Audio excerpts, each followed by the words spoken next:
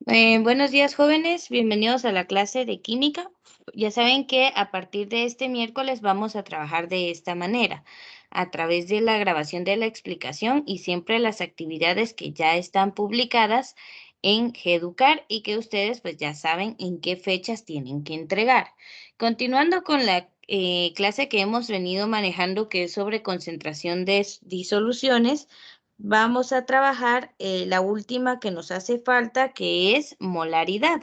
Entonces, como todos estos temas que hemos estado trabajando, pues la concentración de una disolución está dada en relación a la cantidad de soluto que hay. Es decir, que mientras menos soluto tenemos, decimos que nuestra disolución está diluida. Y mientras más soluto tengamos, nuestra disolución está concentrada. Entonces, hay varias formas de medir esa concentración. Ya hablamos del porcentaje masa-masa, el porcentaje masa-volumen, el porcentaje volumen-volumen, y en esta ocasión vamos a hablar de la molaridad, que es una quizás más empleada en química que las anteriores, pero vamos a hablar de ella entonces. Esta va a ser la más utilizada en química. Entonces, para poder medir la molaridad de una disolución, vamos a trabajar de la siguiente manera. Entonces, tenemos aquí que cuando los químicos trabajan con disoluciones, con frecuencia utilizan la molaridad, que es una concentración que indica el número de moles de soluto en exactamente 1 litro de disolución. Es decir, que como esto no es un porcentaje, aquí nos olvidamos que va a hablar del soluto en 100 gramos o en 100 mililitros, no, sino molaridad es el número de moles en 1 litro de disolución. Aquí no vamos a usar el 100 como factor de conversión, sino el 1 de este litro. Entonces, la fórmula de molaridad es molaridad igual a moles de soluto partido litros de disolución. Los litros que nos dé el problema, ¿verdad? Voy a ver si puedo agrandar esto, así se los muestro, tal vez un poco más claro. Ahí estamos. Entonces, aquí pues nos olvidamos del 100 y vamos a trabajar en moles. Recuérdense que los moles de una sustancia los podemos expresar en gramos también, utilizando la masa molar cuando se trata de compuestos y la masa atómica cuando se trata de elementos. La masa atómica está en la tabla periódica y la masa molar, pues, es la suma de las masas de cada uno de los elementos del compuesto. Entonces, esos términos los vamos a recordar. Vamos a utilizar aquí entonces los moles que tengamos de soluto partido litros de disolución. Y así vamos a calcular esta unidad de medida que es molaridad. Entonces, por ejemplo, aquí tenemos 2 moles de cloruro de sodio que se van a disolver en agua suficiente para preparar 1 litro de disolución. Ya nos dan los moles de soluto y nos dan la cantidad de litros de disolución. Entonces tenemos todo lo necesario para usar la fórmula de molaridad. Los moles de soluto arriba. Entonces son 2 moles de cloruro de sodio.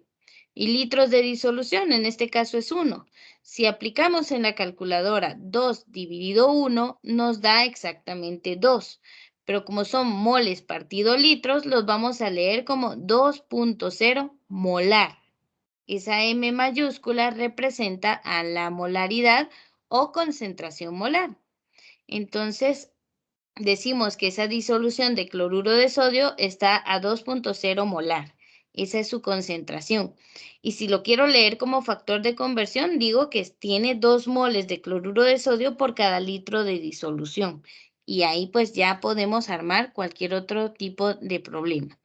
Entonces, para que me entiendan mejor a esta parte, vamos a resolver algunos de incisos de estos dos ejercicios, del 8.37 y el 8.38. Entonces, para que vayan ya terminando su hoja de trabajo que está asignada en Geducar. Vamos a hacer unos ejemplos sencillos y de esos pues yo voy a sacar algunos que se compliquen un poquito más. Entonces, el primero que vamos a resolver es el inciso A. Entonces, tenemos acá, inciso A. 2.0 moles de glucosa en 4 litros de disolución de glucosa. tenemos los moles y tenemos los litros. Perfecto, entonces podemos calcular la molaridad. Y decimos que molaridad es igual, pueden expresarlo solo con la letra M mayúscula, a la cantidad de moles del soluto partido a los litros de disolución. Entonces, lo vamos a trabajar de esta manera. ¿Cuántos moles de soluto tenemos? Son 2 moles de glucosa. 2.00 moles de glucosa. Y ahí está. Tenemos los moles de soluto.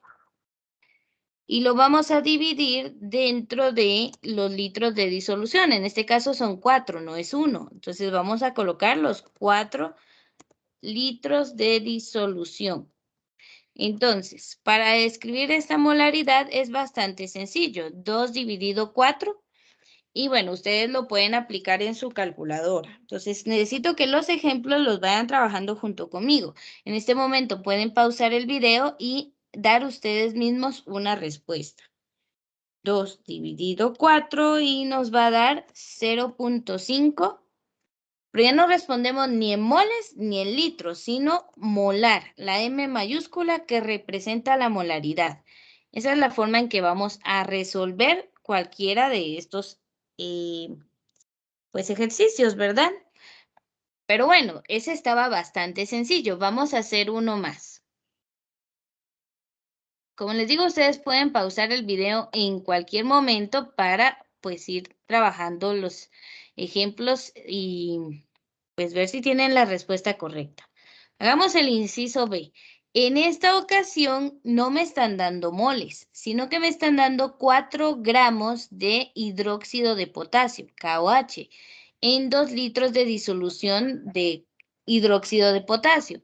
Entonces, en este caso que tengo 4 gramos, puedo aplicar la fórmula de molaridad porque me está pidiendo moles. Entonces, no es como que podamos decir, ah, bueno, no tengo moles, no la aplico, no, sino que vamos a buscar la masa molar. Quiere decir que esos gramos los tenemos que convertir a moles. Y bueno, este no es un tema nuevo, es algo que ustedes ya conocen, es algo que ya hemos hecho antes, que es esta conversión. Entonces, primero necesitamos la masa molar del hidróxido de potasio, KOH.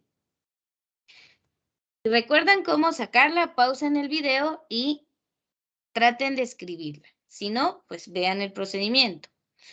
El KOH se compone de potasio, oxígeno e hidrógeno. Ninguno tiene subíndice, entonces pues vamos a decir que tienen un átomo. Para estar en el compuesto mínimo tiene que haber un átomo de cada uno, ¿verdad?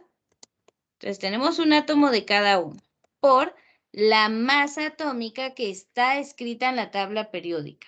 El potasio es el elemento número 14 y tiene una masa de 39.01, 39.10. Bueno, por 1 sabemos que va a ser 39.01, perdón, punto 10. La masa del oxígeno, que la aproximada a 2 decimales, pues nos va a dar 16.00, igual a 16.00, ¿verdad?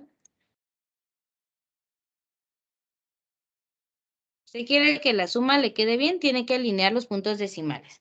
Y bueno, el hidrógeno que con 2 decimales nos queda como 1.01. Y ya sabemos que nos va a dar exactamente lo mismo, ¿verdad? 1.01. Con estos 3 resultados, lo que debemos hacer para hallar la masa molar es sumar. Entonces acá sí aplicamos la calculadora o usted lo va calculando, ¿verdad? No les vaya a pasar como lo vimos ahí en algún caso en la televisión, donde empezaron de acá, de la izquierda a la derecha, ¿no? Sino que empezamos desde el último número. Entonces acá tenemos 1.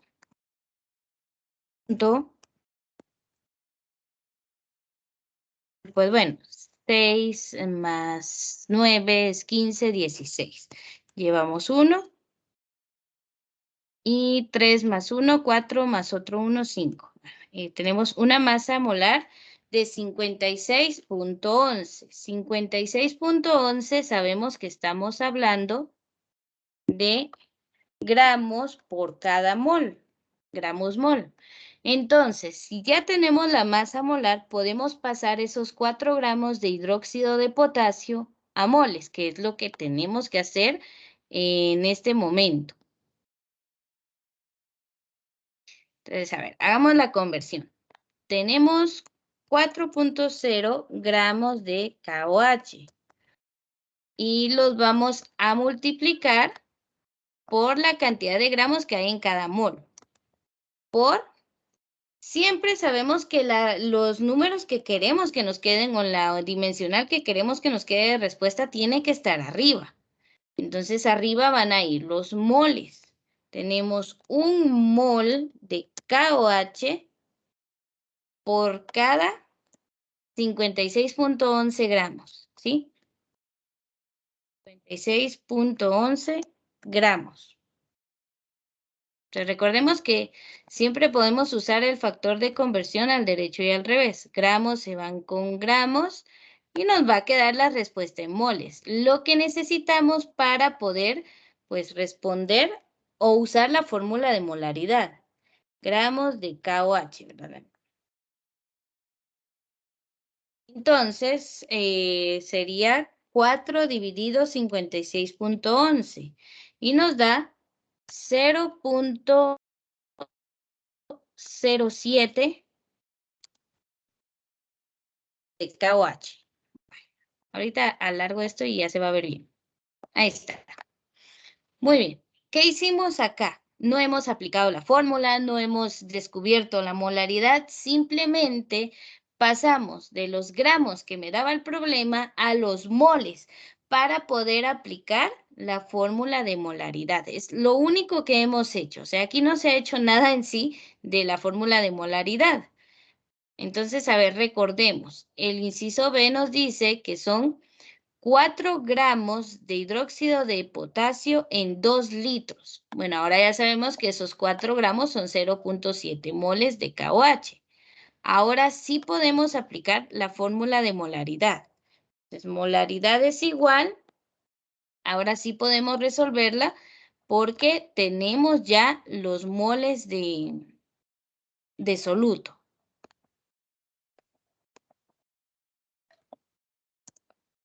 Y vamos a dejar esto listo.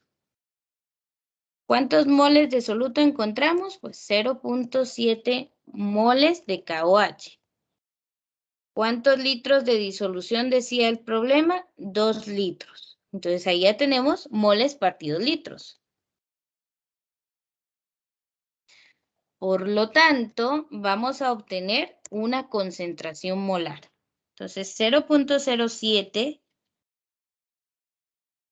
dividido 2 y nos va a dar 0.035 o podría ser 0.4 si ustedes quieren, molar. Esa es la concentración de esa disolución. O sea que hay 0.04, bueno, en este caso sí nos queda, para que sea más exacto, el 35, para que digamos que hay 0.035 moles de hidróxido de potasio por cada litro de disolución, exactamente la mitad de lo que están viendo acá. Entonces, esta es la fórmula de molaridad. Ya pudimos encontrarla, ahora pues vamos a trabajar como factor de conversión.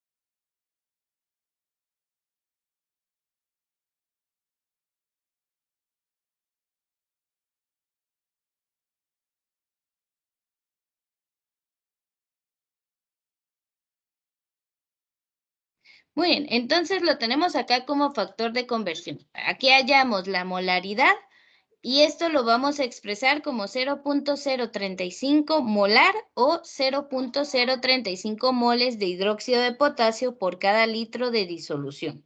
Entonces, así podemos usarla como factor de conversión o como unidad de concentración. La concentración muchas veces la vamos a encontrar en libros expresada dentro de corchetes. Entonces, es 0.035 puede estar expresada dentro de corchetes y esto lo vamos a ver más adelante cuando hablemos de equilibrio químico. Y aquí estamos hablando de que este 0.035 es una concentración. Eso significan los corchetes en química. Y lo vamos a usar en equilibrio químico y en velocidad de reacción y siempre lo vamos a expresar como si fuera molaridad. Por eso les digo que la molaridad es bastante utilizada en química. Entonces, la podemos encontrar expresada como una cantidad dentro de corchetes. Al menos en química es para decir que es una concentración. Y si no hay una unidad de medida dentro, decimos que está en esa concentración molar. O sea, moles por litro de disolución. Entonces, para irnos adelantando a esas cosas. Entonces, vamos a realizar otro ejemplo. En este caso vamos a utilizar el inciso C. Me interesa el inciso C porque si ustedes se dan cuenta, tenemos gramos y tenemos mililitros. No hay moles, tampoco hay litros. Entonces es necesario hacer una conversión para poder hallar esos dos valores. Entonces ahorita pueden pausar el video e intentar resolver por su cuenta el inciso C. Si no, pues continúen conmigo.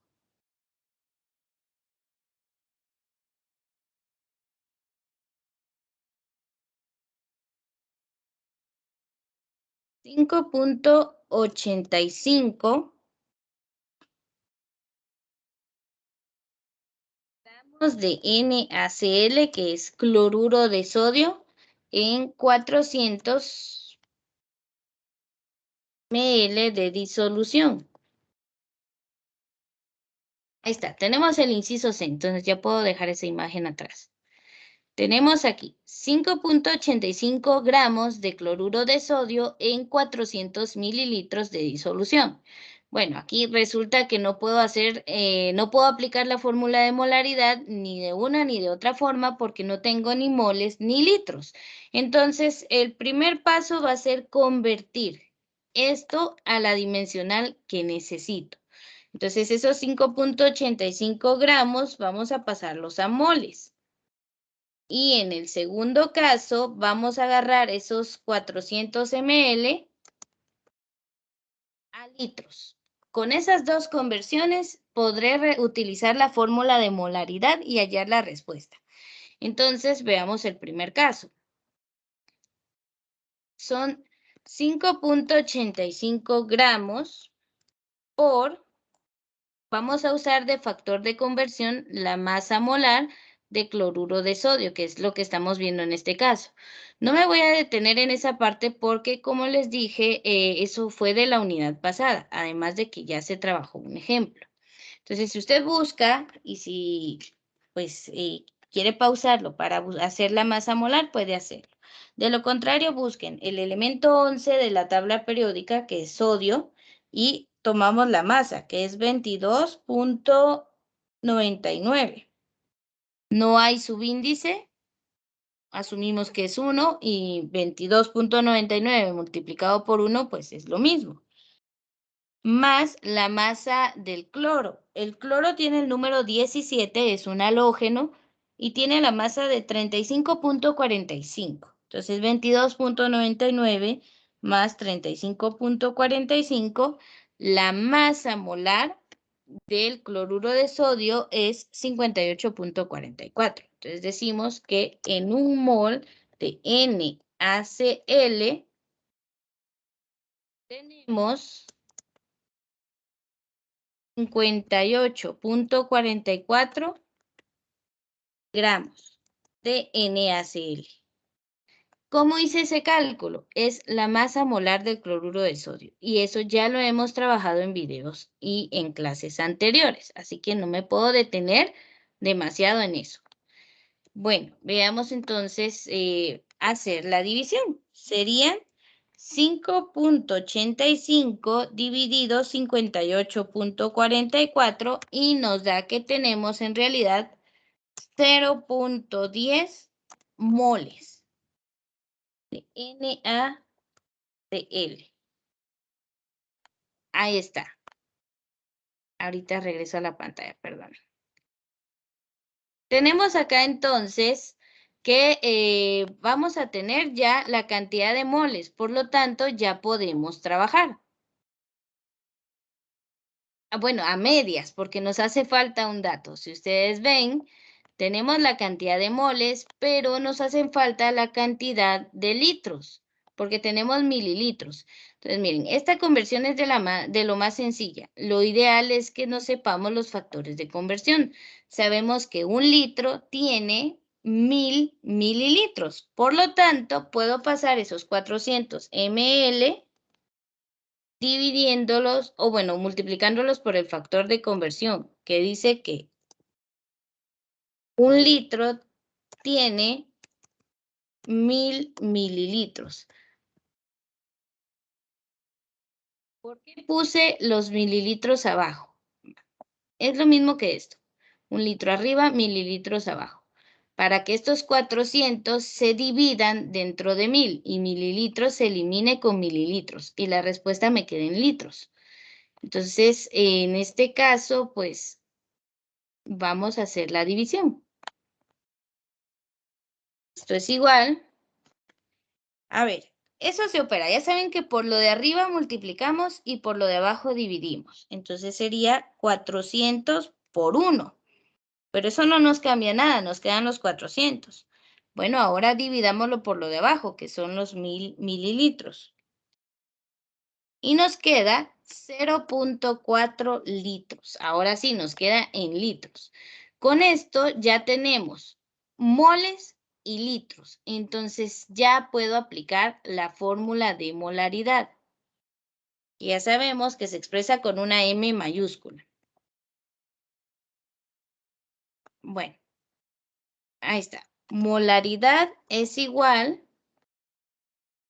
a moles de soluto partido litros de disolución. Eso es lo que tenemos que repasar.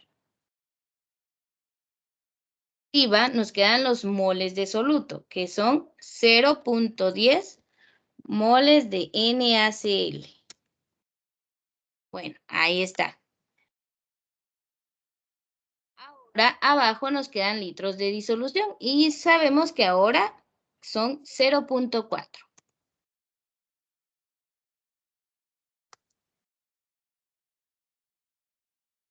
Pues bueno, ¿qué nos toca hacer? Únicamente dividir. Sería 0.10 dividido 0.4 y obtenemos la respuesta como 0.25. 0.25 ¿qué? Simplemente molar. Molar, si usted quiere lo escribe. Es importante que sea la M mayúscula, porque si ponemos la M minúscula en química significa molalidad, entonces sería 0.25 molal con L al final y eso ya es otra cosa, es diferente. Entonces hay que tener cuidado con eso, siempre es M mayúscula. La de acá de esta pizarra no me gusta mucho porque parece una M minúscula, pero el símbolo de molaridad es una M mayúscula, ¿verdad? Por favor, para no confundirlo con la molalidad, que es otro y que no nos va a dar tiempo de ver. Entonces nos vamos a quedar solo con molaridad. Y bueno, hasta aquí todo sencillo, todo fácil, solo es de acostumbrarnos a encontrar, ¿verdad? Lo que necesitamos para aplicar la fórmula. Si está en gramos, pues lo paso a moles. Si está en mililitros, pues lo paso a litros. Nada más para poder aplicar la fórmula de molaridad. Y bueno, ahora vamos con la parte lógica. Tenemos aquí entonces que nuestra disolución es 0.25 molar. Pues bueno, usemos esa molaridad para otra cosa. Pues aquí es donde vamos a aprender que no solo es de aplicar la fórmula, también tenemos que razonar. Entonces ahorita vamos a resolver la siguiente pregunta de desafío. Vamos a escribir cuántos litros de disolución de cloruro de sodio se necesitan para tener, pongámosle, 8.5 moles de cloruro de sodio. Bueno, pues ahorita pueden pausar el video y resolverlo. Yo voy a desactivar el audio un momentito por la bulla y en eso ustedes lo tratan de resolver.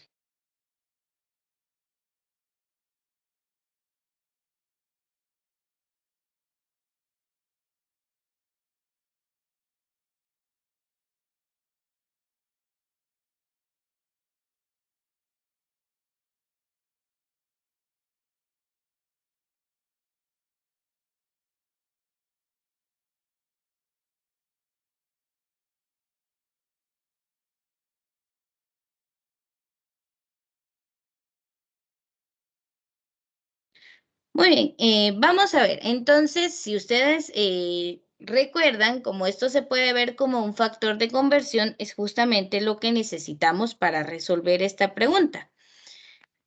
Y eso vamos a hacer ahorita. Es como un despeje de fórmula. Entonces, en este caso, que me están dando los moles de cloruro de sodio que se necesitan, pues si ya me dieron la concentración, verdad, aquí me falta ese dato. ¿Cuántos litros de disolución? Perdonen, aquí me falta un dato. Al 0.25 molar se necesitan para tener 8.5 moles de cloruro de sodio. Realmente no lo habrían podido resolver porque no tenemos la concentración y al no tener la concentración no tengo un factor de conversión. Entonces, no habrían podido. O a menos, pues, no habrían podido. Entonces, en este caso, ahora sí que ya tengo el dato importante que es la molaridad, pues ya puedo resolver esto. Entonces, vamos a usar la molaridad como el factor de conversión. Bueno, el problema dice 8.5 moles de cloruro de sodio. Y bueno, esa disolución está al 0.25 molar. Entonces, ¿qué significa? Que hay 8.25 moles de cloruro de sodio por cada litro de disolución. Como en este caso me están preguntando los litros, eso voy a colocar arriba, que en un litro de disolución, según la concentración, hay 0.25 moles. 0.25 moles de NaCl. Bueno, eso nos dice nuestra concentración y la estamos usando como factor de conversión, que se puede usar al derecho o al revés. Entonces son 0.25 moles de cloruro de sodio por cada litro de disolución. Quiero la respuesta en litros de disolución, pues eso voy a poner arriba, para que moles se elimine con moles. Y pues bueno, aquí solo me falta responder. Sería 8.5, perdón, dividido 0.25. Y la respuesta sería 34. ¿34 qué? Pues lo que nos quedó aquí arriba. Litros de disolución. Entonces, podemos usar la molaridad como factor de conversión también y resolver preguntas distintas. O sea, no es solo de aplicar la fórmula de molaridad. Además de que para poderla aplicar necesitamos, pues, tener las cantidades en estas unidades de medida, moles y litros, moles de soluto y litros de disolución. Y bueno, podemos usarlo entonces como nuestro factor de conversión, al derecho o al revés. Y vamos a ver si se comprendió. Entonces, voy a colocar otra pregunta. Si alguien está copiando, puede pausar el video.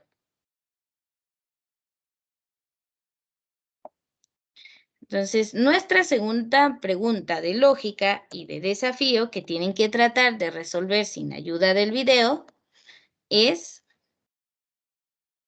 ¿cuántos moles de, pongamos, igual, pasemos al hidróxido de potasio? ¿Cuántos moles de hidróxido de potasio habrán en 5 litros de disolución? Obviamente tiene que ser de lo mismo, ¿verdad? De KOH al 2.6 molar. Esa es su concentración. Me están preguntando cuántos moles de KOH habrán en 5 litros de disolución de KOH al 2.6 molar.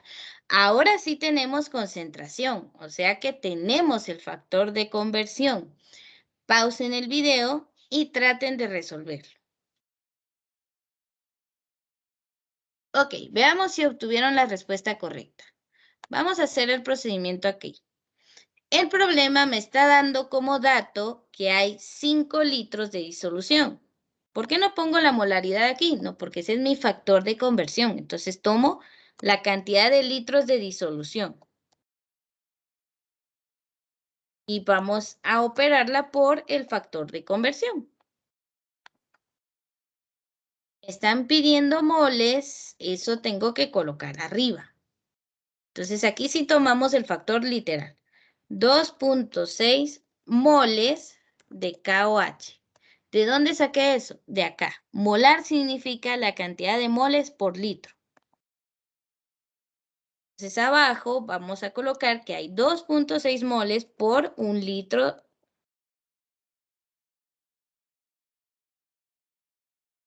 de disolución. Bueno, ahora sí, si ponemos el factor de conversión de esta forma, los litros de disolución se van con los litros de disolución y nos van a quedar moles de KOH, que es exactamente lo que me está pidiendo el problema. Esto es igual y hacen los honores, por favor, con su calculadora.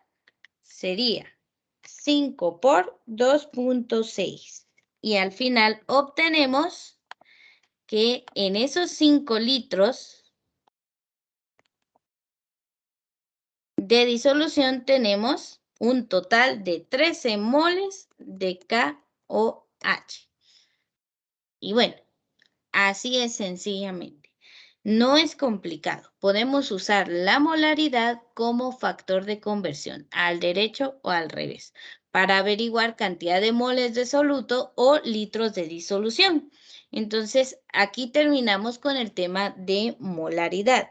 Debido a un poquito de atraso que tenemos en cuanto a abarcar contenidos, vamos a avanzar en el siguiente tema. Entonces, ahorita vamos a hacer una pequeña pausa en lo que les coloco lo siguiente.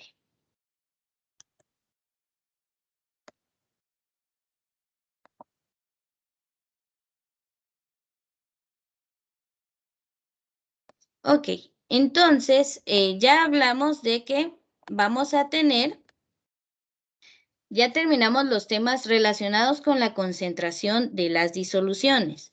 Entonces, con molaridad damos por terminado ese tema. A partir de ahorita vamos a entrar a un tema diferente, que es la velocidad de reacción, en donde pues usamos las concentraciones y más que todo en molaridad y vamos a ver el cambio que hay de estas al iniciar y terminar una disolución. Entonces, vamos a hablar de velocidad de reacción. Vamos a abarcar únicamente lo más importante del tema, ¿verdad? No vamos a ver todo el día de hoy, ya que esto es solo la introducción y lo más importante de la clase era que vieran los cálculos de molaridad. Entonces, entremos a velocidad de reacción. Al menos vamos a ver la base, lo primero. Entonces, antes se estudiaban las reacciones químicas, ¿verdad? Vimos los tipos de reacciones químicas en unidades anteriores, combustión, neutralización, sustitución doble, simple, pues se habló de todas ellas. Y también determinamos las cantidades de las sustancias que reaccionan y de los productos que se forman. Cuando vimos gramos de reactivo, gramos de producto, pues eso ya lo hemos trabajado. Entonces, ahora el interés va a estar sobre cuán rápido avanza una reacción, qué tan rápido los reactivos se convierten en productos. Así de sencillo. Entonces, si se sabe con qué velocidad actúa un medicamento en el cuerpo, es posible ajustar el tiempo durante el cual se ingiere dicho medicamento. Ese pequeño párrafo engloba la importancia de conocer cuál es la velocidad de una reacción. Por ejemplo, si usted se toma un acetaminofén, ¿cuánto tiempo va a tardar en disolverse y en comenzar a hacer efecto? No más de media hora, tampoco menos, ¿verdad? Porque no es instantáneo el alivio. Entonces, debido a esta velocidad de reacción, podemos saber cada cuánto recetarle a alguien un medicamento. El doctor lo sabe, pues. Entonces, por ejemplo, acetaminofén cada 6 horas, porque el efecto dura aproximadamente ese tiempo para aliviar el dolor. Hay otros medicamentos que se dejan cada 12 horas porque la reacción tarda más tiempo o cubre más tiempo en su efecto. Entonces, pues esto va a ser bastante variado. Es una de las razones por las cuales medimos la velocidad de reacción. Y como están observando acá en esta parte izquierda, tenemos una reacción de combustión. El, este que están viendo, este recipiente, ¿verdad? Este garrafón está lleno de un gas inflamable. Al acercarle la llama, la combustión es instantánea y bastante rápida. Debo decir, el gas que estaba adentro se quema a gran velocidad y por lo tanto también la reacción termina rápido. Ahora, no todas las reacciones son así de rápidas, ¿verdad? Entonces, por eso hay diferentes velocidades de reacción. Otro concepto que hay que repasar es el que están observando acá. Las reacciones químicas se dan en dos sentidos, algunas, no todas. Esto se llama reacciones reversibles. Entonces, una reacción reversible es aquella en la que los reactivos, por la reacción directa, se convierten en productos. Incluso todas las reacciones que habíamos visto siempre tenían la flecha apuntando a la derecha, porque es el sentido en que queremos que actúe, de reactivos a productos. Pero la mayoría de reacciones son reversibles. Significa que cierto porcentaje del producto pase de ser producto a convertirse en reactivo. Entonces, pues eso también puede pasar. A esa reacción se le llama inversa, de productos a reactivos. Bueno, entonces sabiendo eso, vamos a ver la importancia de temas como el equilibrio químico, que viene más adelante. Entonces veamos. Velocidad de reacción. Para que tenga lugar una reacción química, las moléculas de los reactivos deben entrar en contacto unas con otras. O sea, deben interactuar, si no, no hay reacción. Deben romperse los enlaces que tenían para formar enlaces nuevos.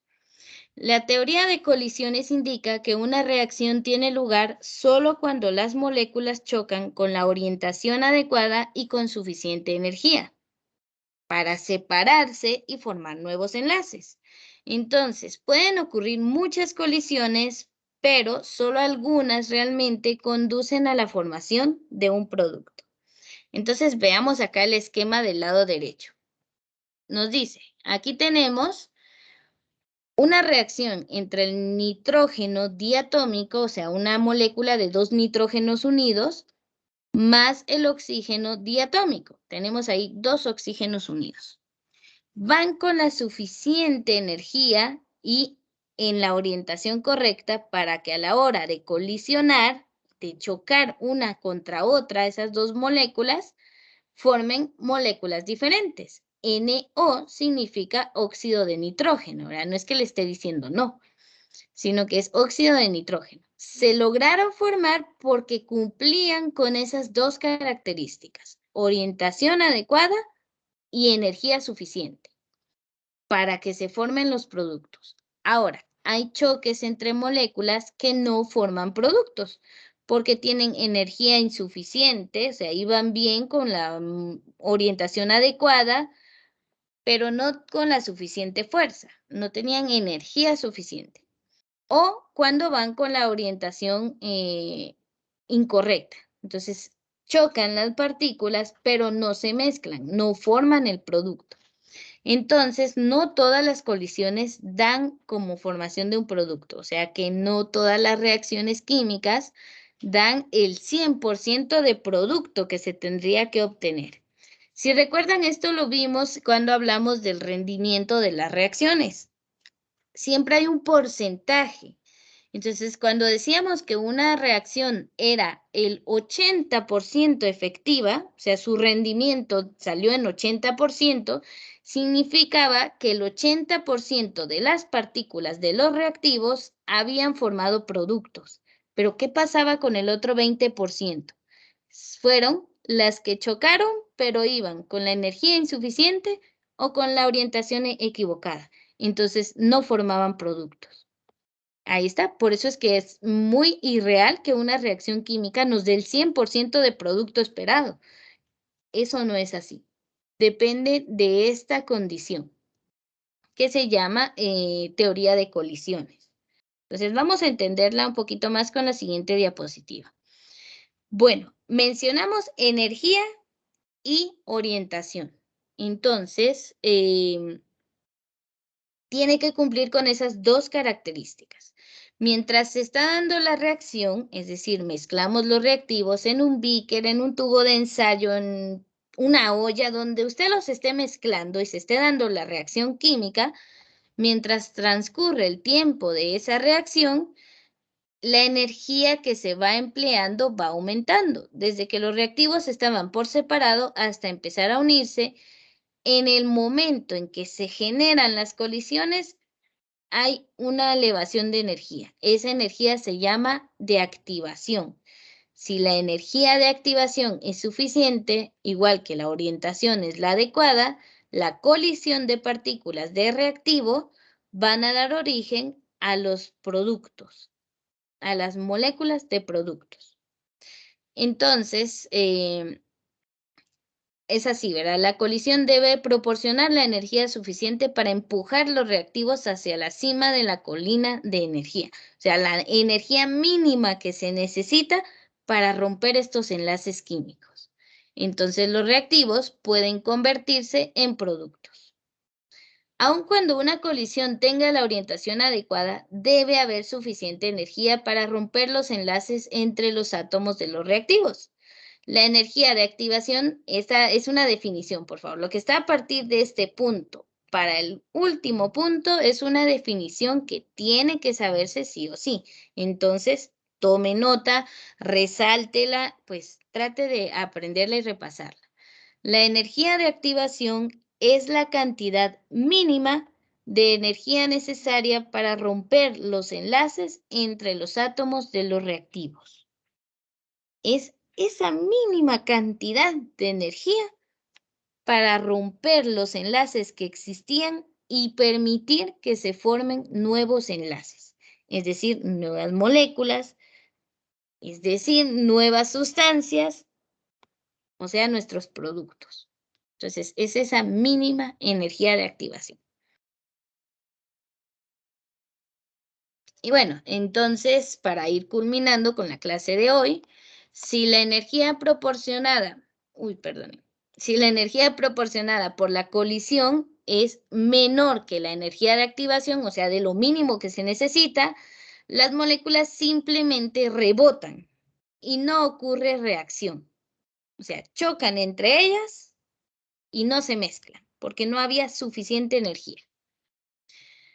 Las características que permiten que una reacción tenga lugar se resumen del modo siguiente. O sea, hay tres condiciones indispensables para que ocurra una reacción química. La primera es colisión. O sea, los reactivos tienen que chocar, sus moléculas tienen que interactuar unos con otros. O sea, si tengo al nitrógeno en un frasco y al oxígeno en otro frasco y nunca los mezclo, pues nunca va a haber reacción química entre ellos. Es como que usted quiera que su crush le haga caso, pero usted nunca interactúa con él, ¿verdad? Nunca le habla, nunca lo saluda. Entonces ahí no va a pasar nada, no hay reacción. Tiene que haber una colisión. No le estoy diciendo que vaya a chocar con esa persona, no, sino que interactúe. Lo mismo ocurre con los reactivos. Deben chocar, deben interactuar, deben haber colisiones entre sus átomos para que haya reacción.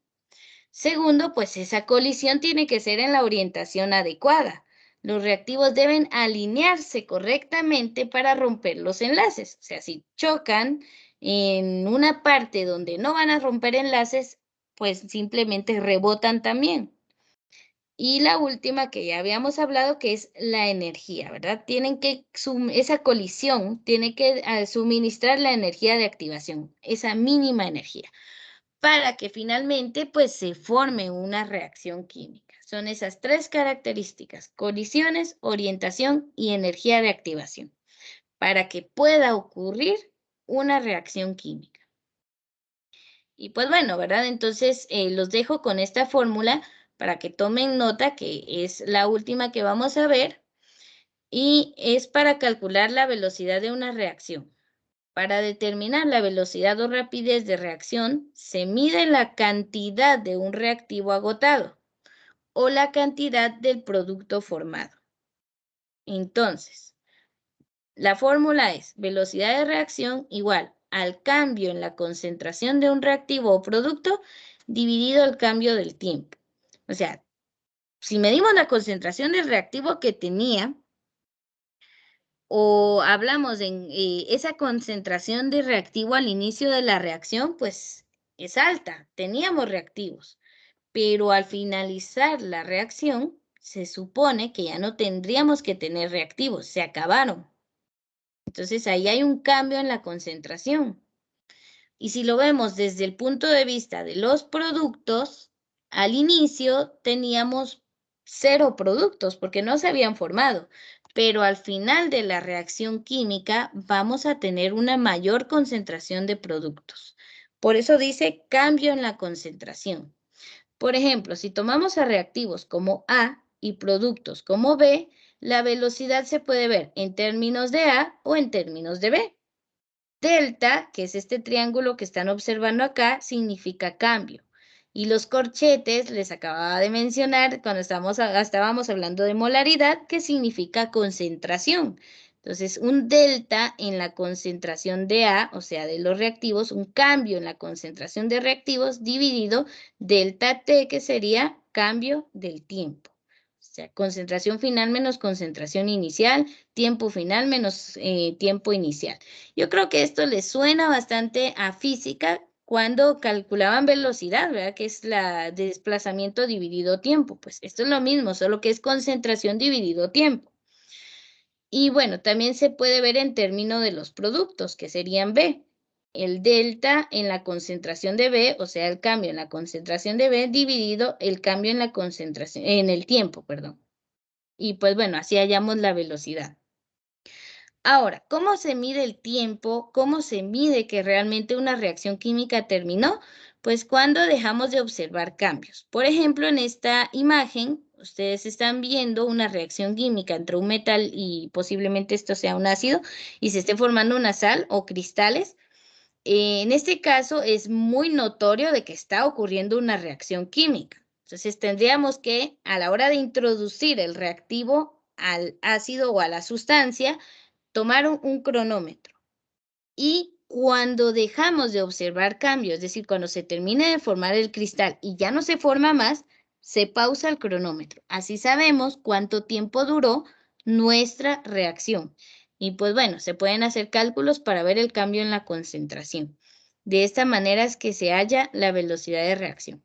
Entonces, en el próximo video vamos a hablar de cómo hay factores que se involucran en esta velocidad de reacción. Van a haber algunos que la aumentan y otros que la disminuyen.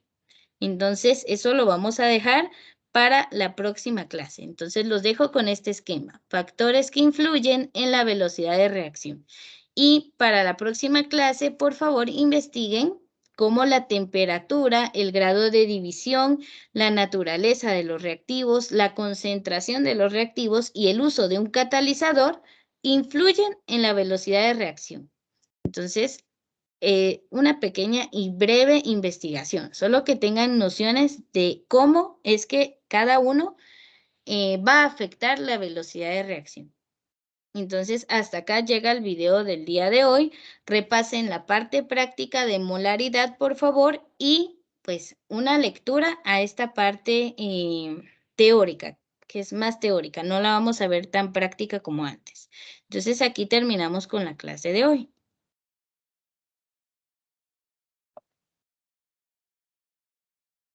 Bueno, entonces les deseo una buena semana y nos vemos el próximo miércoles para esta clase de la misma manera, ¿verdad? A través de un video.